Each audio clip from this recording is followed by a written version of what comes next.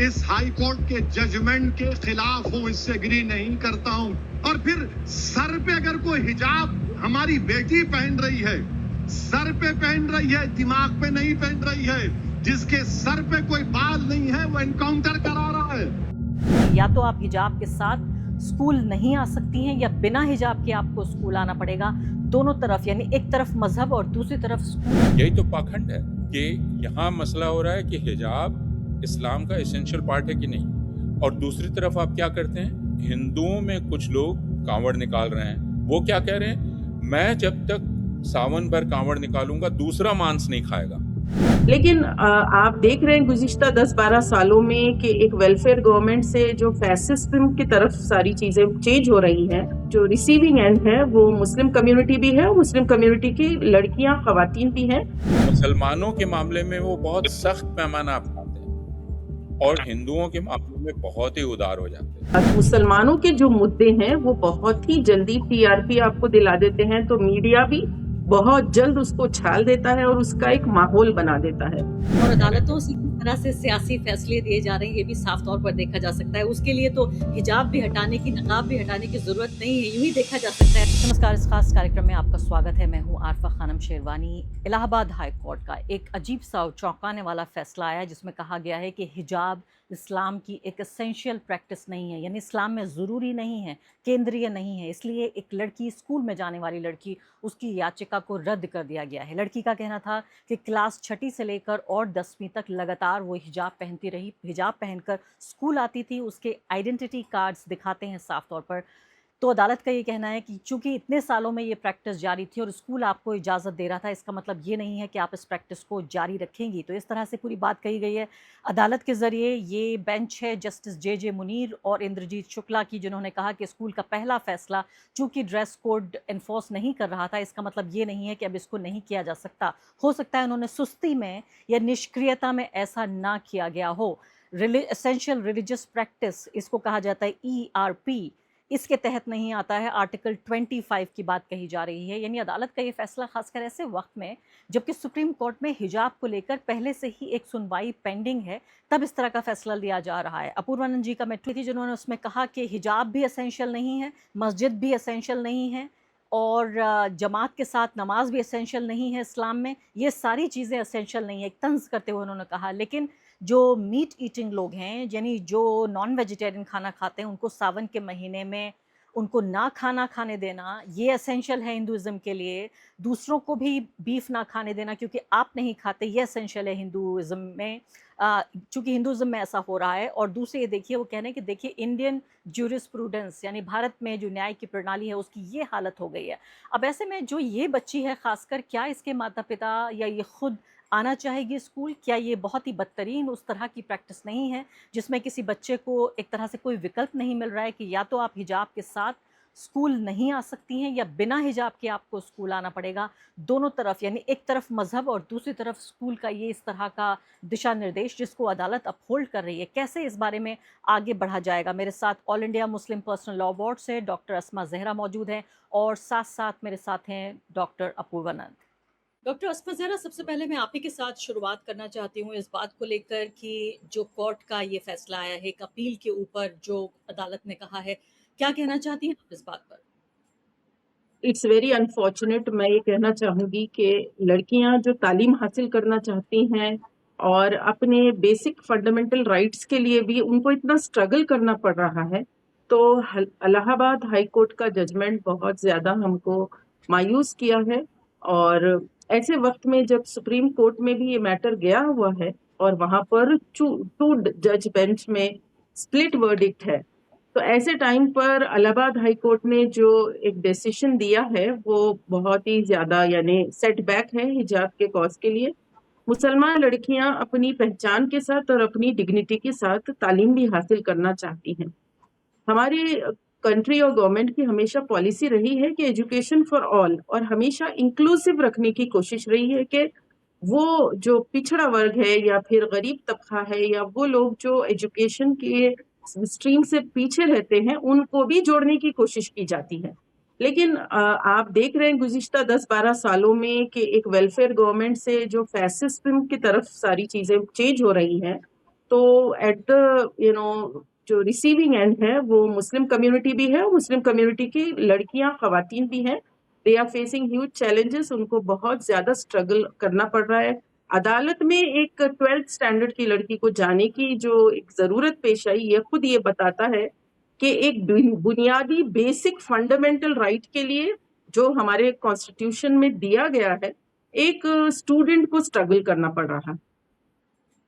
लेकिन ये बताइए कि जजों का काम तो होता है कि वो मजहबी किताबें भी पढ़ते हैं और इसके अलावा कॉन्स्टिट्यूशन में बाकायदा मुस्लिम लॉ है जिसमें तमाम नागरिकों के अधिकार और खासकर अल्पसंख्यकों के जो रिलीजियस राइट्स हैं उनका जिक्र है। तो आपको नहीं लगता कि जजों ने वो सब पढ़ के कोई इसकी तशरीह की होगी या कुछ मौलवियों से बातचीत की होगी जिनके जरिए वो उस नतीजे पर पहुंचे कि नमाज, रोज़ा या हज, ज़कात अलग चीज़ है, लेकिन हिजाब हो सकता है कि केंद्र में ना हो, सेंटर में ना हो इस्लाम के? देखिए, सबसे पहली बात तो ईआरपी एसेंशियल रिलीजियस प्रैक्टिस का जो एक टेस्ट लगाया जा रहा है, ये सरासर गलत है।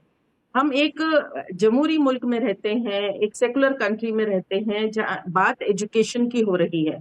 अब इन स्टूडेंट्स को ये कहना कि जाओ अपनी क्लर्जी से, अपने उलमा से ये सर्टिफिकेट लेकर आओ कि क्या ये वाकई जरूरी है, और फिर रिलीजियस टेक्स्ट के इंटरप्रिटेशन में अगर कोर्ट चले जाएं तो ये खुद एक समझिए एक बड़ी बहस है जो कि लार्जर बेंच पे ऑलरेडी ये मैटर जैसे सबरीमाला का केस था तो डिस्कशन में है।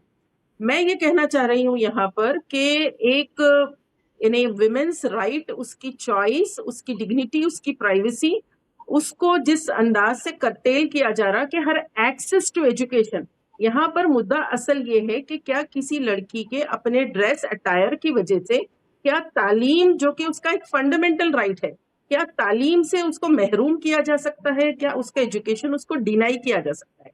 यही आर्ग्यूमेंट्स हुए हैं जिसमें सुप्रीम कोर्ट में स्प्लिट वर्डिक्ट आया है, जिसमें जस्टिस सुधांशु धूलिया ने कहा कि हर राइट टू प्राइवेसी, हर right to dignity does not end at the gate of the school.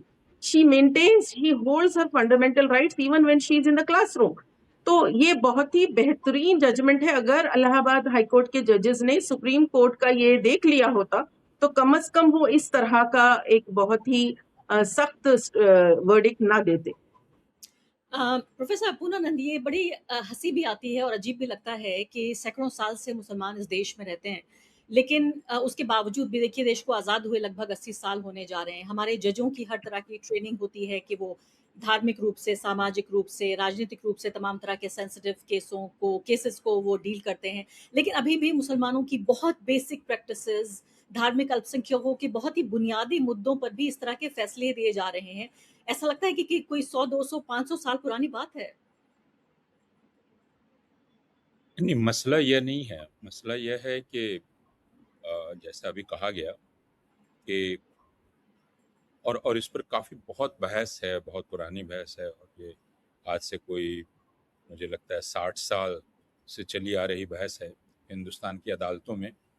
और जैसा गौतम भाटिया ने अपने लेखों में दिखलाया है कि यह दरअसल डॉक्टर भीमराव अंबेडकर के एक वक्तव्य की गलत व्याख्या से शुरू हुई है। बुनियादी बात यह है कि अगर मैं किसी प्रथा का पालन कर रहा हूँ या कर रही हूँ तो उससे क्या सार्वजनिक जीवन प्रभावित हो रहा है प्रतिकूल तरीके से? क्या मैं किसी को नुकसान पहुँचा रहा हूँ? क्या मैं शांति व्यवस्था भंग कर रही हूँ? अब अगर एक लड़की, जैसा कर्नाटका के मामले में भी हम लोगों ने देखा था कि वहाँ के स्कूली छात्राओं ने यह कहा कि हम स्कूल का जो यूनिफॉर्म है उसी रंग का एक दुपट्टे जैसा कुछ हम पहन रहे हैं, जिसको हिजाब कह लीजिए। अब इस चीज़ पर आपको क्यों एतराज़ होना चाहिए? इससे कौन सा पब्लिक ऑर्डर डिस्टर्ब हो रहा है या कौन सी शांति व्यवस्था भंग हो रही है? यह उसका अधिकार है, जैसा जस्टिस धूलिया ने अपने स्प्लिट वर्डिक्ट में कहा। लेकिन शुरू से यह आदत देखी जाती है कि हमारे जो जज साहिबान हैं वे ये तय करने लगते हैं कि यह आपके मजहब का इसेंशियल पार्ट है कि नहीं। और अब उनसे कोई ये पूछे कि आप थियोलॉजियन तो हैं नहीं, आप धर्मशास्त्री हैं नहीं, आप उस धर्मशास्त्र की पूरी बहस में दीक्षित भी नहीं हैं, आपने उसका पूरा अध्ययन नहीं किया है, आप उसके सारे नुक्तों से परिचित नहीं हैं, तो फिर आप ये अधिकार अपने ऊपर कैसे ले लेते हैं कि आप यह तय करेंगे कि क्या एसेंशियल है, क्या एसेंशियल नहीं है। इसमें कई बार गड़बड़ी वकीलों से भी होती है। जब वो यह दलील लेके पहुंच जाते हैं कि यह दरअसल हमारे मजहब का एसेंशियल हिस्सा है, और एक तरह से वो अधिकार दे देते हैं जज को कि अब वो इसको तय करना शुरू करे, और ये कई मामलों में हुआ है। तो हम खुद ही एक तरह से दावत दे देते हैं जज को कि वह इस पर अब विचार विमर्श करना शुरू कर दे, जबकि मसला ये है नहीं। मसला इस मामले में जो इलाहाबाद का मामला था या कर्नाटका का मामला था, इन मामलों में यह था कि भाई एक लड़की है जो स्कूल जाना चाहती है और वह हिजाब पहनती है, और वह हिजाब उसके यूनिफॉर्म कोड का कहीं वायलेशन नहीं कर रहा, और इस पर फिर जूरिस्ट ने दिखलाया है, दूसरे मुल्कों के हवाले से दिया है कि वहाँ कैसे एक सिख लड़की या एक हिंदू लड़की जिसको एक नोज पिन पहनना या एक कड़ा पहनना, क्या ये वायलेशन है स्कूल यूनिफॉर्म का, और वहाँ की अदालतों ने कहा कि नहीं है वायलेशन। तो आपका प्रिंसिपल होना चाहिए एकोमोडेशन का, रीजनल एकोमोडेशन का, कि आप कितना एकोमोडेट करते हैं, ना कि एक्सक्लूड करते हैं। बुनियादी जी बात यह है।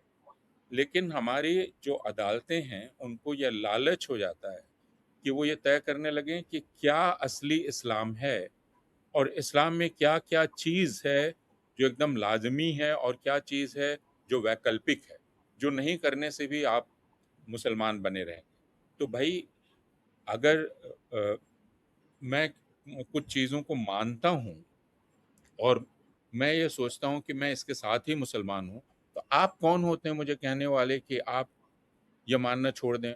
मसलन कोई जज आ जाए, फ़र्ज़ कीजिए मैं एकदम उल्टी बात कर रहा हूँ, कोई जज आ जाए, मैं एक मज़ार पे जाके मन्नत करता हूँ, ठीक, और उस मज़ार को कोई डिमोलिश करने लगे और मैं जाके कहूँ कि ये मेरा अधिकार है, मैं यहाँ मन्नत कर रहा हूँ। अब जज साहब कहें कि इस्लाम में तो मज़ार का कोई अ, तसव्वुर ही नहीं है, तो मज़ार क्यों? मज़ार नहीं रहनी चाहिए। इस तर्क से आप बहुत सारी चीज़ों को ख़त्म कर दे सकते हैं। तो यह जो संविधान ने मुझे अधिकार दिया है, अदालतों को उन अधिकारों तक अपने आप को सीमित रखना चाहिए, ना कि उससे बाहर बढ़कर ये इन पर विचार विमर्श जी करने लगना चाहिए कि क्या मज़हब का असली हिस्सा है और क्या नहीं।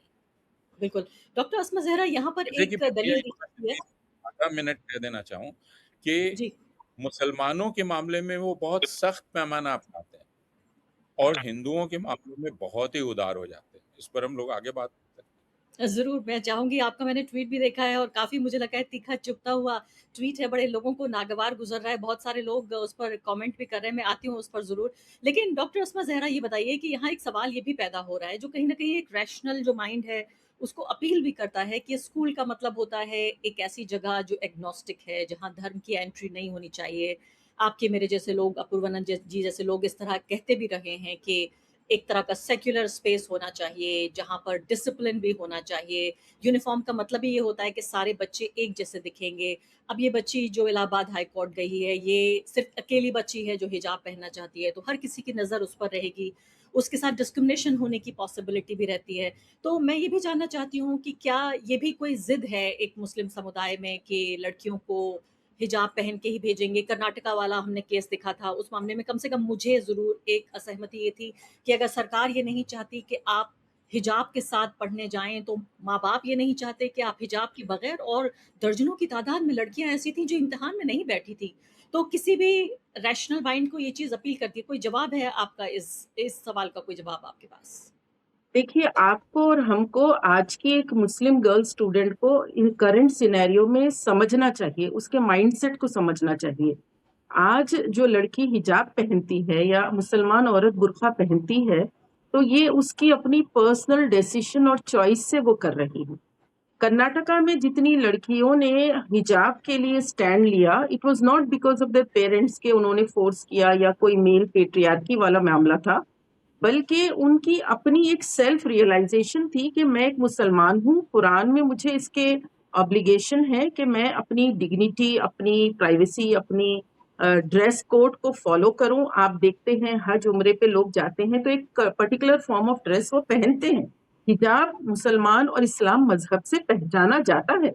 ऐसा नहीं है कि कोई कह दे कि हिजाब is not part of Islam और it's not essential to Islam, या कोई blank statement they they. It has references. मैं आपके इसमें सारी रेफरेंसेस नहीं देना चाहती हूँ, मतलब लोग चेक कर सकते हैं सूरह नूर, सूरह अहज़ाब, सारी चीजों में।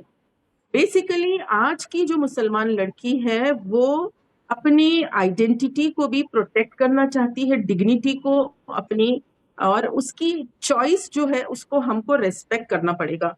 और जो क्लासरूम में यानी अपने हिजाब के साथ वो आ रही है तो आपको उसका बैकग्राउंड भी समझना पड़ेगा। She comes from a family, एक मुस्लिम फैमिली से वो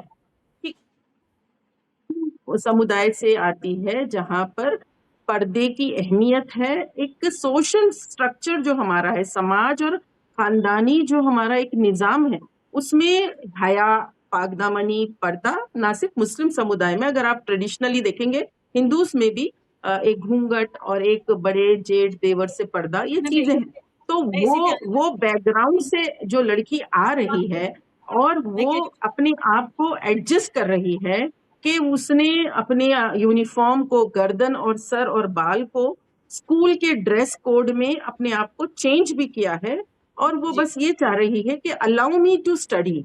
जी बताइए। मैं ये कह रही हूँ कि आप जो कह रही थी, मैं इसी सवाल पे आने वाली थी, पिछले सवाल का वो हिस्सा होने जा रहा था कि ये भी आर्ग्यूमेंट है कि फिर तमाम जो मजहबी रिवायतों के लोग हैं वो अपने अपनी रिवायतें लेकर आएंगे। कोई कहेगा कि हमारे खानदान में, आपने हया, शर्म और खानदान की बात कही कि देखिए घूंघट करना बहुत अहम है सिखों के लिए, तो हालांकि एक एक्सेप्शन है क्योंकि उनके मजहब का एसेंशियल हिस्सा माना गया। अगर लड़कियां भी कुछ पगड़ी या उसको जो भी कुछ कहा जाता है वो पहनती हैं, या मर्द तो पहनते ही हैं, लगाते ही हैं, तो उसमें खासकर घूंघट को, कि एक जमाने में ये भी प्रथा होती थी, ये भी रिवायत होती थी। कल को अगर ऐसा कोई कहेगा कि ये मेरी हिंदू मान्यताओं का एक हिस्सा है, तो क्या हम इस बात की भी इजाजत देंगे? देखिए, हमारा कॉन्स्टिट्यूशन जो राइट देता है ना, as long as it does not violate the public order, आप जब तक कि किसी और को कोई तकलीफ ना पहुंचाएं, किसी और को कोई नुकसान ना पहुंचाएं, आप जो है अपनी freedom of religion, right to practise, profess, propagate, आपको सब चीजें अपने संविधान में मिल रही हैं। तो मुसलमान लड़की के अपने गर्दन, बाल और सर छुपाने से किसी और समुदाय को या क्लास के दूसरे लड़कियों को कोई प्रॉब्लम नहीं होगा। इवन जो क्लास में लेक्चरर पढ़ा रही हैं उनको भी कोई प्रॉब्लम नहीं होगा। ये सिर्फ एक टारगेटिंग है कि आपके इस हिजाब की वजह से हम यानी कि एक डिस्क्रिमिनेशन हो रहा है। तो जो डिस्क्रिमिनेशन कर रहे हैं उनको अपने जहन को साफ करना चाहिए कि हमारी एक प्लूरल सोसाइटी है। तो जो जहनियत है, जो सोच है, जो माहौल है, वो जो है डिस्क्रिमिनेट कर रहा है। एक लड़की के अपने आप को एक पर्टिकुलर वे में ड्रेसअप होने से अगर यानी कि पूरे क्लास का माहौल खराब होता है, अगर ये कहते हैं, तो जो कह रहे हैं उनकी सोच को सुधार करने की जरूरत है। देखिए, हमको अप्रिशिएट करना चाहिए कि एक सेकुलर एजुकेशन में लड़की आ रही हैं। लड़कियां मदरसे में जाती थी तो एक ऑब्जेक्शन था कि मुस्लिम कम्युनिटी की लड़कियां इंग्लिश मीडियम एजुकेशन में नहीं आ रही हैं, हायर एजुकेशन में नहीं आ रही हैं। गुज़िश्ता 2 दहों से आप हर फील्ड में देखेंगे मुसलमान लड़कियां आगे बढ़ रही हैं। तो हमारा अप्रोच, हमारे स्टेट का, हमारी तमाम जो भी संस्थाएं हैं, इंस्टीट्यूशंस हैं, उन सब का अप्रोच क्या होना चाहिए कि उसको वेलकम करें, अकोमोडेट करें, इंक्लूसिव रखें, और उसको टारगेट ना करें, उसको इस हद तक ना ले जाएं कि तुमको चॉइस होगी, या तो तुम तालीम हासिल करो या तो फिर तुम अपना पर्दा तुमको छोड़ना होगा। तो ये this is something very cruel and this is something very unfortunate. ये ऐसे नहीं होना चाहिए। लेकिन गुज़िश्ता कुछ दिनों से तलाक का मैटर हो, हिजाब का मैटर हो, मुस्तकिल मुसलमान लड़कियां फेस कर रही हैं as a teacher, as a student, और अपने करियर वर्क प्लेसेस पे भी। तो बस मेरा कहना ये है कि आप उस लड़की की बैकग्राउंड को अंडरस्टैंड कीजिए। वो जिस हद तक, देखिए, हमको तरक्की करना है, तरक्की की राहों पर आगे बढ़ना है। डेवलपमेंट में कब हम आगे बढ़ेंगे? जब गाड़ी के चारों पहिए यानी कि मर्द और खवातीन दोनों आगे बढ़ेंगे। तो ये जो सोच है इस तरह की अगर होगी तो आसानी होगी लड़कियों के लिए। जी। जैसा सियासी माहौल नजर आ रहा है उसकी वजह से जजेस भी आपको लगता है कि पॉलिटिकली मोटिवेटेड हैं कि मुसलमानों के खिलाफ कोई भी जजमेंट बिना इस झिझक के कि उनकी भावनाएं आहत होंगी या उनके खिलाफ जा रहा है ये फैसला, इसको आप एक राजनीतिक दृष्टि से भी देखना चाहती हैं? जी, इसमें बहुत ज़्यादा पॉलिटिक्स है और साथ ही साथ मुसलमानों के जो मुद्दे हैं, वो बहुत ही जल्दी टीआरपी आपको दिला देते हैं, तो मीडिया भी बहुत जल्द उसको छाल देता है और उसका एक माहौल बना देता है। तो इस वक़्त जहाँ पर सियासीकरण हो रहा है इश्यूज़ का, सियासीकरण के साथ-साथ मीडिया ट्रायल्स भी जिस अंदाज़ से हो रहे हैं, तो ये सब चीज़ें क्या है, पब्लिक परसेप्शन और पब्लिक का ओपिनियन पूरा इस तरफ कर देते हैं कि कभी जजेस भी एक तरह से either they pass the buck, they fail to deliver justice और समटाइम्स वो इस तरह के जजमेंट्स दे देते हैं। जी। अपूर्वा जी, यहाँ पर एक सवाल उठ रहा है। राहुल गांधी ने एक नई मुहिम छेड़ दी है, स्मैश द पेट्रियार्की। उनकी जो पुणे में सभा हुई उसमें एक हिजाबी औरत या लड़की भी देखी गई और उसको लेकर बड़ा फजीता हो रहा है, बड़ा हंगामा हो रहा है कि एक तरफ कहते हैं कि पेट्रियार्की को हम खत्म कर देंगे, दूसरी तरफ मांग ये भी उठ रही है कि ये बोलिए कि ब्राह्मणिकल पेट्रियार्की को स्मैश करेंगे और दूसरी तरफ आप एक हिजाब जो कि कुछ लोग समझते हैं कि एक पेट्रियार्कल कपड़ा है, उसको लेकर राहुल गांधी वहाँ पर उनको बाकायदा इंक्लूड किया गया और उनसे बातचीत की गई और इसी दौरान अब ये फैसला आ जाता है अदालत का। तो राजनीति से लेकर और कानूनी दायरे तक हर जगह हिजाब पर चर्चा हो रही है। देखिए, हिजाब को लेकर तरह तरह की राय है। मैं मुसलमान नहीं हूँ और मैं अपने आप को अधिकारी नहीं मानता कि मैं यह कहूँ कि यह इस्लाम से इसका क्या रिश्ता है। लेकिन हिजाब या नकाब कई वजहों से लड़कियां या औरतें पहन सकती हैं। उनके बारे में अभी थोड़ी देर पहले बात हुई। वो हो सकता है किसी ऐसे समुदाय से आ रही हो, जिस समुदाय में घर से बाहर निकलना, स्कूल तक पहुंचना उसके लिए हिजाब ज़रूरी है। ठीक है, ऐसे किसी घर से आ रही हो। ये बिल्कुल मुमकिन है कि कोई लड़की खुद ये फैसला कर रही है।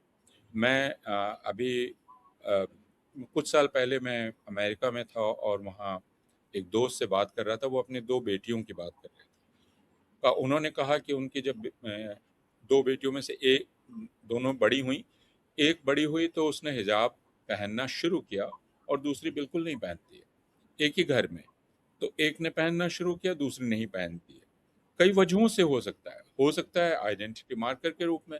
मुझे डॉक्टर राम पुनियानी ने बतलाया था कि 2002 के बाद जब आईआईटी, वो आईआईटी में थे, कॉलेज बंद हुआ और जब खुला तो उनका एक स्टूडेंट जो पहले बिल्कुल क्लीन शेवन था, वो जब आया तो उसके दाढ़ी थी और उनको वजह समझ में आई क्योंकि उसने वो आइडेंटिटी मार्कर अपना अडॉप्ट किया।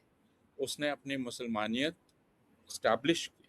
जिस वजह से उस मुसलमानों पर हमला हो रहा है, उस आइडेंटिटी को उसने ओन किया कि यह है मेरी आइडेंटिटी। जाहिर है कि उसने अपने आप को खतरे में डाला। यही बात हमने 1984 में देखी थी। तो फिर इस बात को हमें समझने की ज़रूरत है कि हिजाब पहनना या नकाब पहनना, इसकी बहुत सारी वजहें हो सकती हैं और आप इसको सिर्फ और सिर्फ पैट्रियार्की और पिछड़ेपन और दकियानूसी सोच का प्रतिनिधि मानकर अगर मानकर रह जाएं तो इसका मतलब आप जो परिस्थिति है उसकी पेचीदगी को नहीं समझ रहे हैं। तो जाहिर है राहुल गांधी ने समझदारी का ही काम लिया कि वहाँ जो हिजाब पहने हुए लड़की थी उससे बात करते हुए कोई टिप्पणी नहीं की और ये एक बिल्कुल विनम्रता की बात है। मैं हिंदी लेखक प्रेमचंद का हवाला देना चाहता हूँ, जिन्होंने कुरान के अनुवाद पर एक टिप्पणी की थी। वो अनुवाद एक हिंदू ने किया था और प्रेमचंद ने उसकी समीक्षा करते हुए लिखा था कि मैं ये मानता हूँ कि आप यह अनुवाद आपको तब तक प्रकाशित नहीं करना चाहिए था जब तक आप किसी मुसलमान धर्मशास्त्री से इसकी वेटिंग ठीक से नहीं करा रहे थे, वरना ये गुड फेथ नहीं माना जाएगा।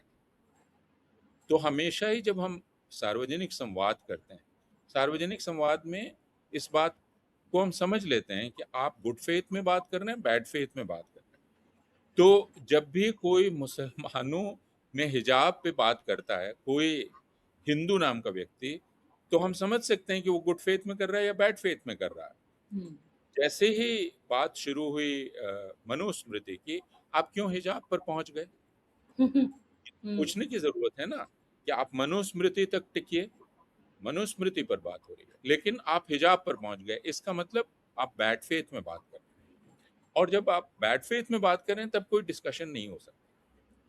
तो हिंदुस्तान की दिक्कत ये है कि जब भी हिंदुओं के भीतर बात होती है, देखिए, उस डिस्कशन में कोई मुसलमान शामिल नहीं है। राहुल गांधी खुद को शिव का भक्त कहते हैं। हिंदू उनको हिंदू मानने को तैयार नहीं है। ये बहुत दिलचस्प बात मुझे लगती है। हिंदू कहते हैं हम बहुत उदार हैं, सबका स्वागत करते हैं। एक व्यक्ति जो खुद को हिंदू कह रहा है, उसको सारे लोग साबित करने पे लगे हुए हैं, नहीं नहीं मैं तू हिंदू नहीं है, हम तुम्हें हिंदू नहीं मानते। तो खैर उनको हम छोड़ दें, लेकिन एक हिंदू जब हिंदू धर्म के भीतर किसी चीज पर बात करता है, तो दूसरे हिंदू मुसलमानों का जिक्र ले आते हैं। अरे, मुसलमान इसमें कहाँ तस्वीर में आया भाई? मुसलमान तो तुम्हारे रिवाज पर बात नहीं कर रहा है, मुसलमान तो तुम्हारी प्रथाओं पर बात नहीं कर रहा है, मुसलमान तो मनुस्मृति पर बात नहीं कर रहा है। ये तुम्हारे भीतर की बहस है। तो अपूर्वानंद अगर बात कर रहे हैं किसी तिवारी जी से और उनसे ये कह रहे हैं कि मनुस्मृति में ये लिखा है, तो तिवारी जी अपूर्वानंद से ये कह रहे हैं कि तुम कुरान की बात क्यों नहीं कर रहे हो? इसमें कुरान कहाँ से आ गया? हुँ, आप म आप आपस में निपटिए ना, आप बिल्कुल। मुसलमान को घसीट के क्यों ले आते हैं? तो सर, मेरे यह पास समय एक थोड़ा कम है और एक बहुत ज़रूरी सा सवाल आपसे पूछना बहुत ज़रूरी है, जिस पे आपने ट्वीट भी किया कि जब अदालतों का हम ज़िक्र करें कि क्या चीज़ ज़रूरी है और क्या ज़रूरी नहीं है किसी भी प्रैक्टिस के लिए। अभी 2 दिन पहले उत्तर प्रदेश से मेरे एक रिश्तेदार मिलने आए और कहने लगे कि क्या कुछ अच्छा खाना-वाना मिल सकता है? तो मैंने कहा कि क्या हुआ? तो उन्होंने बताया कि उत्तर प्रदेश में लगभग असंभव है पूरे सावन के महीने में कि कोई भी मीट की गोश्त की दुकान खुली हो, जहाँ से वो लोग जो प्रैक्टिस नहीं करते उस दौरान सावन के महीने में वेजिटेरियन खाना उनके ऊपर भी थोपा जा रहा है। कांवड़ जिस रास्ते से गुज़र रहे थे, उनके तमाम ढाबे नॉन वेजिटेरियन के बंद कर दिए गए, लोगों की मार-पिटाई हुई, लोगों से उनका रोज़गार छीन लिया गया। आप सोचिए वो गरीब मीट बेचने वाला, वो अपने बच्चों को के लिए यानी खाना नहीं ले जा पाएगा महीने भर और दूसरी तरफ अदालतें कहती हैं कि हिजाब एसेंशियल नहीं है। यही तो पाखंड है। यही बात मैंने कही और ये मैं कहना चाहता हूँ कि यहाँ मसला हो रहा है कि हिजाब इस्लाम का एसेंशियल पार्ट है कि नहीं। और दूसरी तरफ आप क्या करते हैं? हिंदुओं में कुछ लोग कांवड़ निकाल रहे हैं। वो क्या कह रहे हैं? मैं जब तक सावन भर कांवड़ निकालूंगा, दूसरा मांस नहीं खाएगा। और ये उनके मजहब का एसेंशियल पार्ट हो गया। इससे अदालत भी लगभग सहमत है, प्रशासन तो सहमत है, ये अदालत भी सहमत है कि दूसरे मांस नहीं खाएंगे क्योंकि इससे मेरी धार्मिक प्रथा को नुकसान पहुंचेगा। वैसे ही जैन लोगों का देख लीजिए, पर्युषण जब आता है वो कहते हैं कि सारी मांस की दुकानें बंद हो जानी चाहिए। भाई, आप मांस ना खाइए, लेकिन दूसरे ना खाएं, ये आपके धार्मिक आचरण का इसेंशियल हिस्सा कैसे हो जाएगा? और उससे अदालत कैसे उसको मानने को तैयार हो जाती है? देखिए, बहुत पहले महात्मा गांधी ने राजेंद्र प्रसाद को कहा था, 1947-48 की बात है, जब राजेंद्र प्रसाद ने उनसे कहा कि उनके पास बहुत सारे प्रतिवेदन आए हैं कि अब तो भारत स्वतंत्र हो गया, अब भारत में गौहत्या पर प्रतिबंध हो जाना चाहिए। और महात्मा गांधी ने बिल्कुल स्पष्ट कहा था, और महात्मा गांधी गो रक्षक, खुद को गो सेवक कहते थे। उन्होंने कहा भारत सिर्फ ऐसे लोगों का देश नहीं है जो गाय का मांस नहीं खाते हैं। यहाँ गाय का मांस खाने वाले हैं और उनका अधिकार है, और इसलिए कानून नहीं बन सकता। ये उस वक्त गांधी ने कहा था। लेकिन अब हम कैसा कानून बना रहे हैं कि चूंकि हिंदुओं को तकलीफ हो जाती है मांस देखने से, तो दूसरे भी मांस नहीं खाएंगे, दूसरे भी मांस नहीं बेचेंगे। तो दूसरे क्या नहीं करें, क्या करें, इससे हिंदुओं का धार्मिक आचरण तय होने लगा है। तो आप जी, समझ सकते हैं कि ये एक न्यायिक पाखंड है जो बिल्कुल। हमारी न्यायपालिकाएं कर जी रही हाँ, हैं और और सरकारें कर अदालतों से किस तरह से सियासी फैसले दिए जा रहे हैं, ये भी साफ तौर पर देखा जा सकता है। उसके लिए तो हिजाब भी हटाने की, नकाब भी हटाने की ज़रूरत नहीं है। यूँ ही देखा जा सकता है नकाब के साथ भी कि अदालतों से कैसे सियासी फैसले आ रहे हैं। बहुत-बहुत शुक्रिया आप दोनों का इस बातचीत में हिस्सा लेने के लिए। मुझे इस बात की जानकारी मिल रही है कि इस पर फिर से अपील की जाएगी। आने वाले दिनों में मुझे नहीं लगता कि फैसला इतनी आसानी से लोगों के गले उतरेगा। जैसे ही इस पर कोई और अपडेट होता है, हम आपके पास आएँगे। बहुत-बहुत शुक्रिया।